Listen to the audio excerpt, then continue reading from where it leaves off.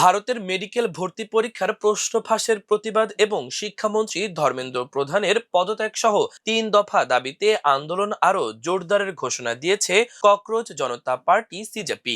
গতকাল মঙ্গলবার দিল্লির যন্তর মন্তরে সিজেপি নেতা অভিজিৎ দীপকে উপস্থিত হয়ে এসব কথা বলেন। অভিজিৎ দীপকে বলেন, পুলিশের বাধা সত্ত্বেও যন্তর মন্তরে তারা আন্দোলন চালিয়ে যাবেন, তবে আপাতত সংসদ ভবন অভিমুখে নতুন কোনো কর্মসূচি দেয়া হবে না। খবর আল জাজিরা ও এনডিটিভির। এর আগে সোমবার চলো সংসদ কর্মসূচিকে কেন্দ্র করে যন্তর মন্তরে তৈরি করা আন্দোলনের মঞ্চ ভেঙে দেয় দিল্লি পুলিশ। একই দিন সংসদ অভিমুখে মিছিল নিয়ে যাওয়ার চেষ্টা করলে পুলিশ টিয়ার গ্যাস ছুড়ে বিক্ষোভকারীদের ছত্রভঙ্গ করে।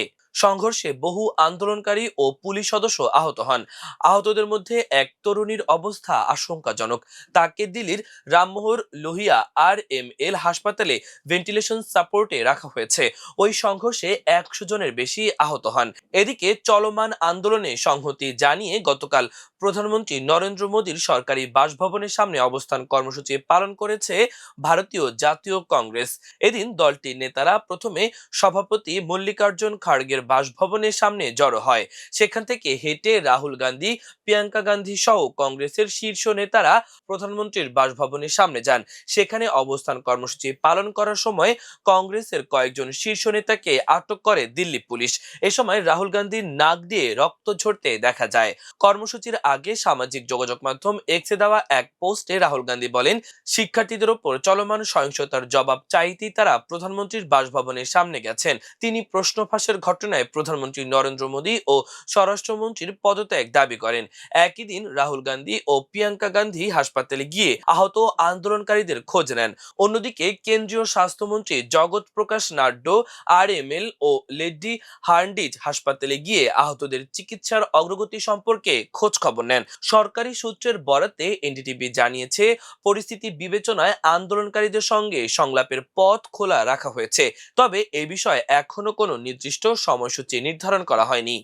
এদিকে সিজেপির মুখপাত্র সৌরভ দাস জানান, তাদের 3টি প্রধান দাবি হলো শিক্ষামন্ত্রী ধর্মেন্দ্র প্রধানের পদত্যাগ, নিহত শিক্ষার্থীদের পরিবারকে 1 কোটি রুপি করে ক্ষতিপূরণ এবং হাসপাতালে ভর্তি সমাজকর্মী সোনম ওয়াংচুকের নিঃশর্ত মুক্তি।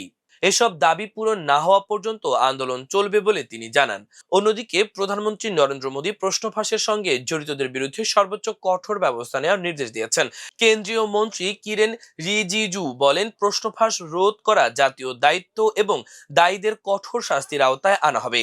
তবে বিরোধী দলীয় নেতা রাহুল গান্ধী অভিযোগ করেছেন, বিচার চাওয়া শিক্ষার্থীদের উপর লাঠিচার্জ চালিয়ে সরকার তরুণ সমাজের কণ্ঠরোধের চেষ্টা করছে। তার ভাষায়, নরেন্দ্র মোদী ভারতের ইতিহাসের সবচেয়ে তরুণ বিরোধী প্রধানমন্ত্রী। বিশ্লেষকরা বলছেন, শিক্ষার্থীদের প্রতি ব্যাপক জনসমর্থন এবং বিরোধী দলের সরাসরি অংশগ্রহণ আন্দোলনের নতুন মাত্রা এনেছে, যা প্রধানমন্ত্রী নরেন্দ্র মোদীর উপর চাপ বাড়াবে। অভিজিৎ বলেন, সরকারের মুখ পুড়েছে, তারা চাইলে এমন ঘটনা ঘটতো না। শিক্ষামন্ত্রী ধর্মেন্দ্র প্রধানকে বরখাস্ত করলে এই আন্দোলনের প্রয়োজনই হতো না, কিন্তু সরকার নির্লজ্জ, বিজেপির নেতারা উদ্ধত। এক্সে দেওয়া বার্তায় তিনি লেখেন, পুলিশ বর্বরতায় আপনারা আহত হয়েছেন, আমি ক্ষমা প্রার্থী। অমানবিক দিল্লি পুলিশের নৃশংসতা থেকে আপনাদের রক্ষা করতে পারেনি। অভিজিৎ লেখেন, একজন ধর্মেন্দ্র প্রধান, যিনি 20 জনের বেশি শিক্ষার্থীর মৃত্যুর জন্য দায়ী, তাকে রক্ষা করতে গিয়ে সরকার নিরীহ ছাত্রছাত্রীদের রক্তাক্ত করলো। আপনাদের সবার স্বার্থে এই লড়াই জারি থাকবে।